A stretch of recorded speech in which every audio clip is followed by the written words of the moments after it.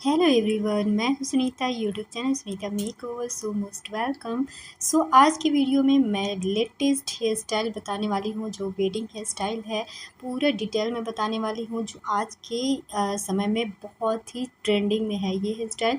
सो आप किसी भी पार्टी वियर के लिए बना सकते हो, किसी भी इंगेजमेंट टाइप में बना सकते हो या रिसेप्शन में बना सकते हो। इनमें किसी भी तरह में हेयर स्टाइल दे सकते हो, ठीक है। तो ये आप स्टार्टिंग से आखिरी तक ज़रूर देखिएगा, जो मेरे वीडियो को देख रहे हैं, कि मैं किस तरह से इसे डेकोरेट की हूँ और किस तरह से मैंने बनाया है। बहुत ही सिंपल सा, इजी सा है, ज़्यादा लंबा वीडियो नहीं है। सो इसमें पूरी डिटेल मैंने दिखाई है, इस वीडियो को ज़रूर देखिएगा।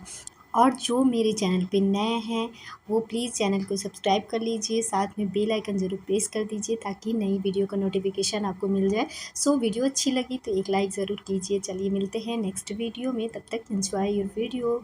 सो बाय बाय।